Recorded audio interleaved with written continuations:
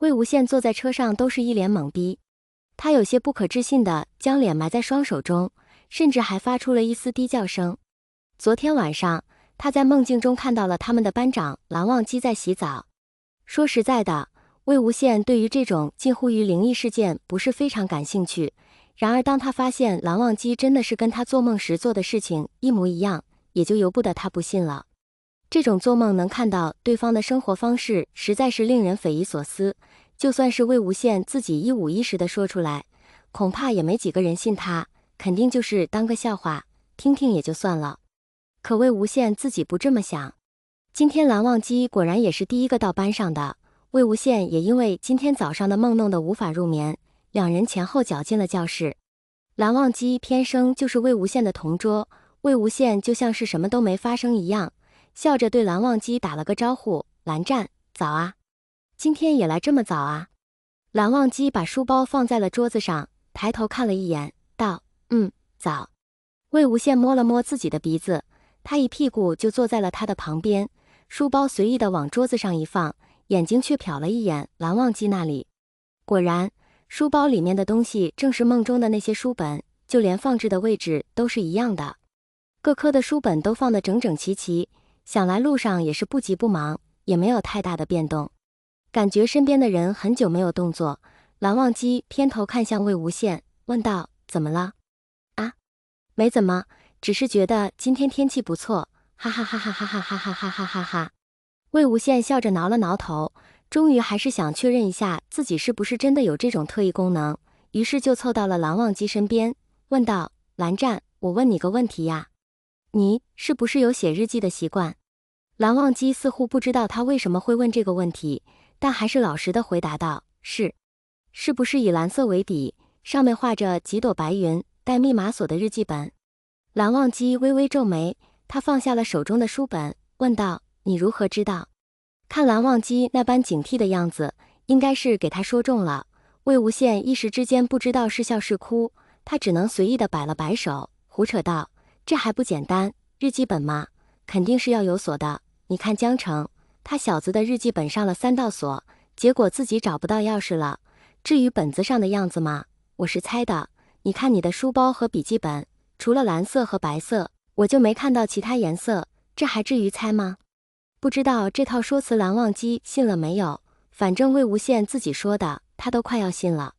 好在蓝忘机也没有多跟他计较，又专心的拿出书本，准备今天的早读。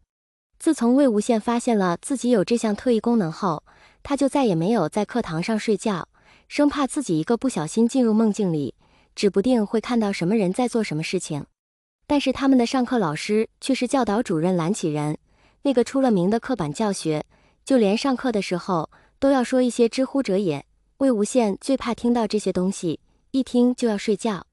这次明显逃不过去，魏无羡把书竖了起来，自己就趴在后面，心道：就睡一小会儿，绝对不能睡着。心里这么想着，但是脑子的行动证明，心理暗示一点用处都没有。魏无羡也没办法，他一睁开眼，果不其然，又是蓝忘机。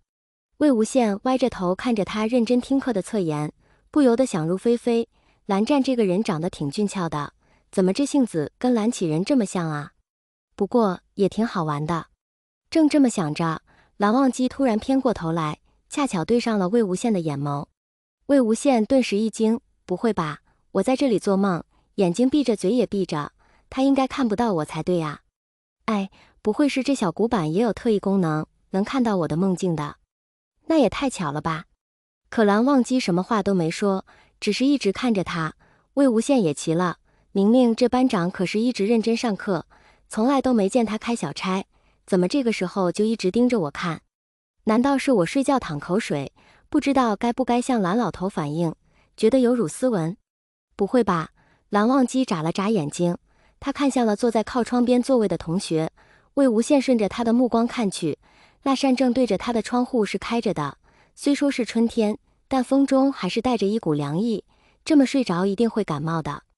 蓝忘机的气场太过强大，那位靠窗的同学立刻感受到他的视线，也知道了他的意思，他立刻回身把窗户关上。蓝忘机点头表示感谢，这才把注意力集中在书本上。魏无羡双手抱臂，悠哉地想着，这蓝湛还挺会照顾人的。但蓝忘机又抬起头，目光也在缓缓移动。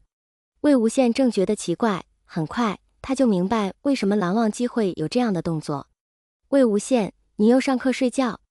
魏无羡被惊醒后，整个人应激的疼的一下站了起来。魏无羡的头正好磕在了蓝启仁的下巴上，蓝启仁往后一踉跄，险些把自己的舌头咬破。他捂着嘴，一脸愤怒地看着揉着脑袋的魏无羡。魏无羡，你当真放肆？哎呀，对不起蓝老师，我不是故意的。魏无羡立刻站直了身子，但是眼神却往蓝忘机那里瞄了一下。只见他缓缓地站了起来，问道：老师，可否受伤？没事。蓝启仁很快就恢复到暴怒的模样，他吹胡子瞪眼地指着魏无羡，道：忘机，今天务必给我盯着魏无羡，把校规抄10遍，抄不完不许走。蓝忘机，是。什么呀？若是再有下次，校规连同班规一起抄10遍。魏无羡目瞪口呆，校规他倒是不怕，总共也就那么几条大的，可怕的是他们的班规，足足3000多条，想想就觉得一阵恶寒。他刚想解释自己真的不是在睡觉，但这种事情说出来也没人信，他只能一肚子苦水往下咽。实在是没办法，谁让他的身体是处于睡眠状态，意识在清醒状态的。魏无羡一脸苦闷地盯着校规，右手握着笔慢慢吞吞地抄着，但是那字龙飞凤舞，就算是让魏无羡自己认都未必能认出来。而他看着坐在他旁边写作业的蓝忘机，见他一直写着作业，一声不吭，手下的笔速却不快不慢，好像是在写小学生的1+1=2那么简单。魏无羡都怀疑蓝忘机是不是开外挂了。蓝湛，亲爱的班长大人，我错了，能不能不要罚我抄那么多呀？再抄下去，我手都要废了。魏无羡有气无力地趴在桌子上，如果有足够大的地方，估计他都要在上面打滚了。蓝忘机淡淡地看了他一眼只抄了1面的校规，他皱着眉头说道：字不端，重抄。别这样，我错了吗？魏无羡一脸委屈地看着蓝忘机，道：我好不容易才抄完1面的。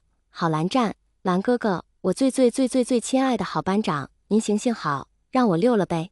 10遍尚未抄完，不可离开。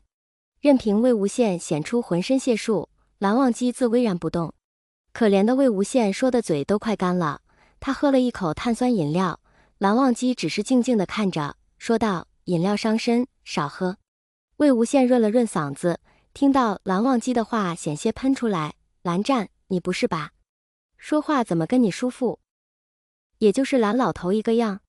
你这样以后是找不到女朋友的。